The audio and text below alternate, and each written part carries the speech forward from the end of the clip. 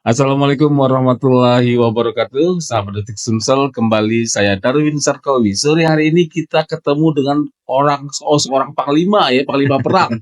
Baru saja perang. Dan alhamdulillah menang ini. Ini beliau adalah Bapak Muhammad Asrul Indrawan. Dulu datang ke sini bawa ADO ya. Sekarang bawa pasukan ADO juga dan jadi menang. Betul. Di panglimanya Herman Deru. Ya. Alhamdulillah Herman Deru keputusannya di penghitungan, katanya baru pulang dari penghitungan hari ini. Quick count ya. Quick count terakhir menang. Sampai mencapai 73%. Tapi sebelumnya katanya hanya 53%. Hasil survei ya. Hasil survei itu 54%. 54. Iya. Dan hasil yang terakhir kemarin kemungkinan tidak jauh-jauh dari situ. 73-an. Enggak, dari 54%. Oh. Kemenangan yang real 50-an ya masih ya. Berarti cukup telak juga menang. Betul, insya Allah telak. Hampir 50%. Lebih dong. Lebih ya, 20% lebih. Kok bisa menang, Pak? Prediksi seperti apa sih kemarin? Jadi gini, kebetulan Pak Asrul ini memang panglima perang. Ya. Jadi kalau bicara strategi kan saya sebagai untuk pemenangan ini kan di urusan para ojol Sumatera Selatan, saya memang didapuk sebagai panglimanya. Artinya pemenangan Kota Palembang ini memang perang paling berat. Khusus di Kota Palembang. Kota Palembang ini dari segi jumlah mata pilih paling besar di antara kabupaten kota yang lain, di antara 17 kabupaten kota.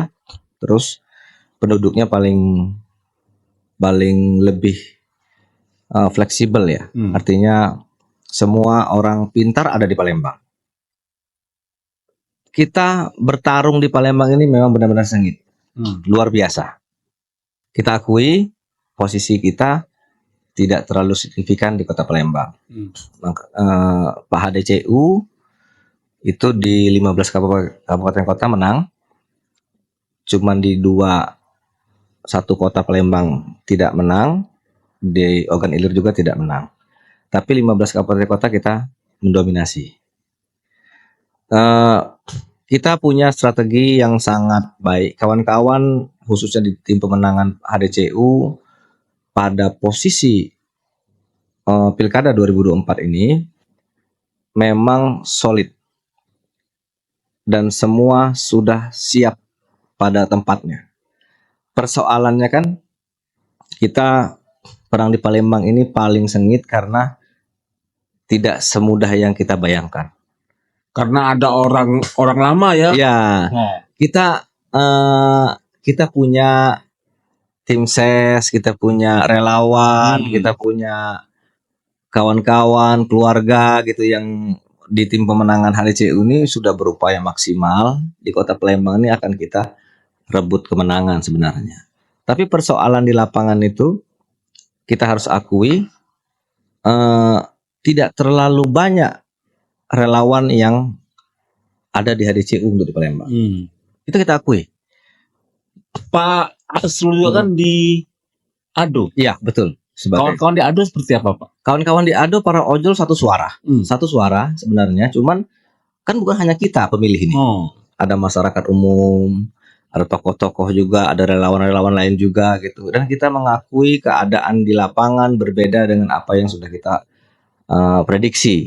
Artinya kawan-kawan relawan, tim sukses daripada Pak Herman Deru, tim pemenangan ini sudah berupaya bagaimana kita konsisten di Palembang ini bisa menang. Karena ini jumlahnya banyak nih. Tapi yang di daerah berjalan dengan baik. Di Palembang itu kita kesulitan adalah tentang bagaimana memetakan situasi. Karena kita hasil survei terakhir kan masih di angka 54% kemenangan. Tapi kita tahu di Palembang kita tidak terlalu signifikan. Kita sudah berupaya maksimal bagaimana di Palembang itu kita menang. Persoalannya di Palembang ini kan barometer. Semua tokoh ada di Palembang. Semua sumber-sumber kekuatan itu ada di Palembang. Dan kita harus bertarung, dan kita akui paling banyak kita ini paling sedikit. Relawan kita justru di Palembang paling sedikit. Kenapa? Karena banyak sudah terpetakan ke pihak-pihak kompetitor lain kan. Nah, artinya kita Bang Deru banyak ke daerah. Kenapa dia pakai helikopter ke daerah untuk kunjungan? Karena dia sadar betul di daerah itu perlu ketemu sosok. Tidak bisa melalui relawan, tidak bisa melalui tim pemenangan, harus sosok dia hadir di sana. Makanya dia perbanyak ke daerah. Di Palembang sendiri paling sedikit dia jarang datang ke acara-acara ya. Justru di situ kita merasa pertempuran di Palembang ini pertempuran yang paling berat. Dan akhirnya memang kita kalah. Kita akui di Palembang itu kita tidak maksimal. Secara akumulatif. Artinya relawan yang ada di tim HDCU, tim pemenangan itu memang kita tidak mempunyai seperti tim relawan kompetitor lain. Kita sudah maksimal bergerak pada posisi on semua saat itu, dan tidak ada satupun kita punya pikiran untuk tidak menang hari itu. Semangat luar biasa. Tapi kan masyarakat di Kota Palembang ini tidak bisa kita prediksi. Artinya orang pintar ada, orang hebat ada. Kita tidak bisa memprediksi arah angin hari itu kemana. Hari ini Pak Asrul katanya juga melihat hitung-hitungan Ya, hasil. Artinya, tapi hasilnya mengembirakan ternyata. Hari ini memang di angka 54%. Berarti sesuai dengan prediksi kemarin. Sesuai dengan hasil survei terakhir ya. Artinya kita seperti di awal sudah menyatakan kita itu memang pada posisi di atas. Sampai pun pemilihan seperti itu tetap. Alhamdulillah kita bisa memenangkan pertandingan ini. Walaupun dengan berjibaku susah payah, kita berhasil mempertahankan. Artinya secara ilmiah dengan kenyataan itu tidak jauh berbeda. Angkanya masih sama. Dan insya Allah Pak Herman Deru akan menjadi gubernur lagi. Gubernur yang kedua. Kedua kali ya. Alhamdulillah kami juga berupaya bagaimana sekarang setelah dari tanggal 27 November kemarin kita mengawal suara ke KPU. Setelah itu KPU menetapkan, dan setelah itu kita mengawal beliau untuk periode sampai 5 tahun ke depan.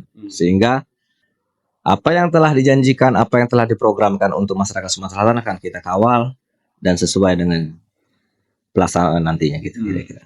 Tugas kita masih panjang, bukan hanya habis pemilu ini aja nih, mengawal sampai akhir. 5 tahun lagi ya. 5 tahun lagi nih ngawalnya nih. Tapi akhirnya memang alhamdulillah Herman Deru masih dipilih. Alhamdulillah. Masih menjadi perhatian masyarakat di Sumatera Selatan. Ya, jadi sosok Pak Herman Deru saya pikir begini. Tidak pernah saya melihat sosok gubernur atau calon gubernur yang setiap hari menerima tamu. Setiap hari beliau seperti dokter umum. Memang welcome orangnya. Welcome. Dikunjungi oleh seluruh lapisan masyarakat dari 17 kabupaten kota setiap malam, sehingga pada waktu 3 bulan menjelang pilkada dibuat aturan sama beliau yang ingin menemui hanya batas dari malam Senin sampai ke malam Jumat, karena Sabtu Minggu beliau mau istirahat dan juga kunjungan ke tempat lain. Kalau tidak dibatasi itu sampai tiap hari, Pak. Tiap hari. Seluruh Sumsel itu masyarakat. Itu sampai jam 1 malam, jam 2 malam. Besok pagi dia sudah kunjungan ke tempat lain lagi. Itu mobile luar biasa. Pernah satu waktu itu sampai 5 titik kunjungan di 5 kabupaten. Bayangkan. 1 hari. Kalau melihat Pak Deru secara pribadi, Pak Asrul seperti apa? Saya wajar memang beliau untuk jadi dipilih banyak oleh banyak saya masyarakat. Pikir ketokohan beliau luar biasa. Yang pertama begini, saya belum ketemu tokoh calon gubernur yang mau menemui rakyatnya tiap hari. Belum pernah. Saya belum pernah. Saya baru melihat di sosok Pak Herman Deru. beliau sosok yang mau menerima itu, menerima orang dikunjungi tiap hari gitu lah ya. Banyak belajar saya dari beliau bahwa pelayan masyarakat tuh ya kita. Gubernur itu pelayan masyarakat. Dan dia mendengar keluh kesah masyarakat tentang semua, apapun, tentang undangan pernikahan sekalipun, atau kesulitan tentang sekolah anak, atau apapun lah pokoknya. Itu cerita kehidupan masyarakat itu didengar langsung, Pak. Memang merakyat. Dan saya pikir saya belum pernah melihat calon gubernur yang seperti ini gitu. Baru sekarang ini Pak Herman Deru yang begitu welcome-nya. Dan saya merasa perlu banyak belajar. Memang benar-benar luar biasa mengenai cara pandang beliau dan cara beliau memimpin, bagaimana supaya masyarakat itu merasa tidak ada jarak antara pimpinan dengan masyarakatnya. Ini saya baru sekarang. Intinya wajar kalau beliau itu terpilih kembali menjadi dan sangat wajar. Oh, sangat wajar. Ada sangatnya ya. Iya, karena begini. Kadang-kadang orang tuh cuma ketemu mau berfoto, Pak. Hanya berfoto saja ketemu. Berjumpa, salaman, ngobrol, berfoto. Sebegitu. Tapi kalau Pak Herman Deru seperti apa? Kalau pandangan Pak Asrul?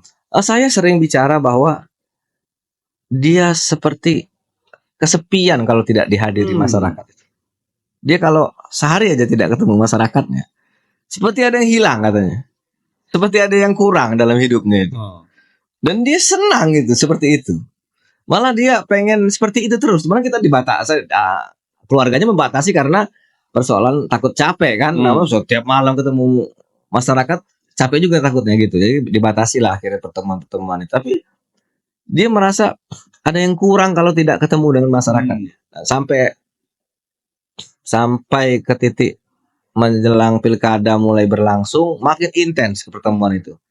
Dan saya pikir sangat wajar beliau dipilih oleh masyarakat Sumatera Selatan karena beliau tidak pernah memandang bulu setiap orang.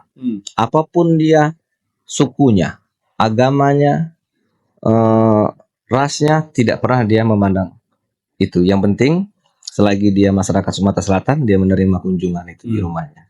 Dan saya merasa yakin pasti beliau akan terpilih lagi. Dan keyakinan Pak Asrul itu sejak kapan? Sudah lama. Oh, sudah lama. Sudah lama. Sudah lama sejak beliau itu mendeklarasikan dirinya. Betul. Waktu menjabat menjadi gubernur kan dia sudah menerima tamu juga di Geria. Sudah itu setelah dia tidak menjabat, dia kan pindah ke rumah di Taman Kenten, menerima juga dia tamu di situ. Artinya dia memang benar-benar sangat memikirkan bagaimana keluh kesah rakyatnya itu. Ini luar biasa bagi saya. Ini sangat menarik ya. Berarti ada dukungan nanti untuk Ado ya?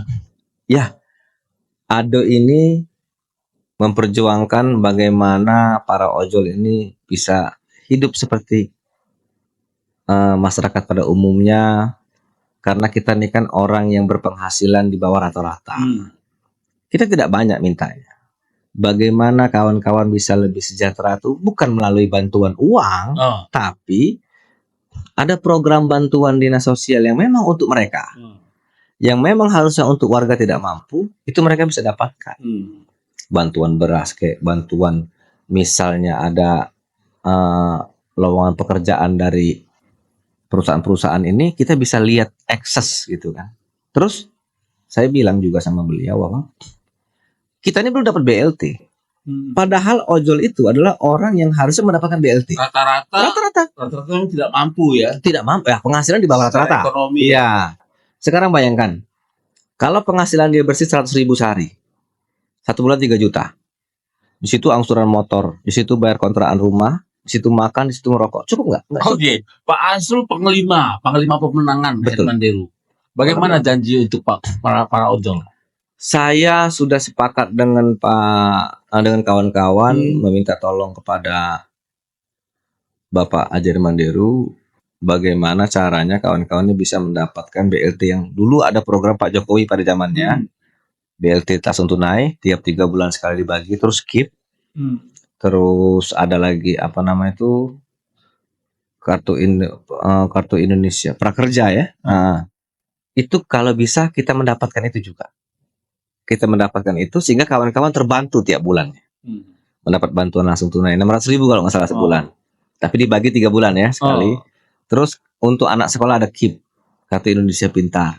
Dibagi juga untuk teman-teman ojol. Ya itu kita minta. Kita pengen kita itu, minta ya. Iya, kita sebenarnya berhak kita mendapatkan. Tapi kita nggak bisa aksesnya, daftarnya itu loh. Kita sudah, kawan-kawan sudah pernah ke RT, ke lurah, ke camat, ke dinsos, balik lagi ke RT, susah sekali gitu. Ada kemungkinan akan dapat seperti itu, Pak. Kita harus perjuangkan itu. Harus perjuangkan. Ke depan kita perjuangkan kawan-kawan mendapat BLT. Kartu program Jokowi yang waktu itu sekarang Pak Prabowo, itu kan masih ada tuh. Nah kita bisa minta bantu bagaimana kawan-kawan bisa mendapatkan itu. Paling tidak mengurangi beban hidup dia.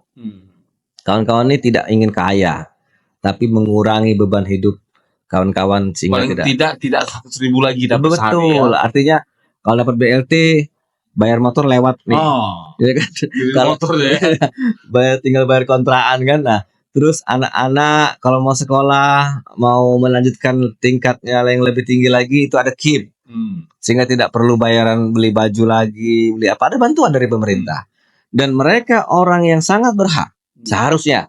Nah, ini perlu kita perjuangkan nanti ke depan. Kita tidak minta apa banyak-banyak, itu kita minta bagaimana hubungan kita dengan Herman dulu untuk kegiatan tadi, KIP segala macam tadi, Pak. Nah itu sangat perhatian sekali, Bapak. Dan dia mencoba bagaimana caranya akan perjuangkan itu sehingga data-data daripada masyarakat yang mendapat bantuan di Sumatera Selatan ini itu kita bisa masuk.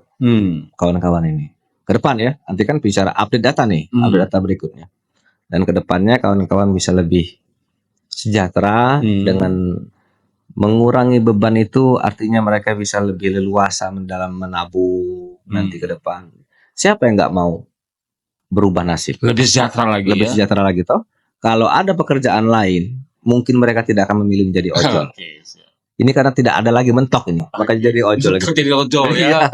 Karena itu yang dapat menghasilkan. Betul. Tapi tanggapan dari Pak Herman dulu positif. Oh iya, positif. Untuk membangun kawan-kawan ojol. Betul, memperjuangkan itu dan dia konsisten. Makanya dia pembina kita itu. Kita selalu pembina ojol, ya, pembina ado. Pembina ado beliau. Beliau kita tapuk sebagai Bapak Ojol Sumatera Selatan. Nah, sehingga mereka merasa yakin Pak Herman Deru ke depan akan memperjuangkan nasibnya. Sudah kita deklarasikan bahwa Herman Deru adalah Bapak Ojol Sumatera Selatan. Betul sekali. Nah, ke depan insya Allah dengan kewenangan yang dia punya, dengan kemampuan yang dia bisa, kita bisa memberikan akses yang luar biasa ke depannya.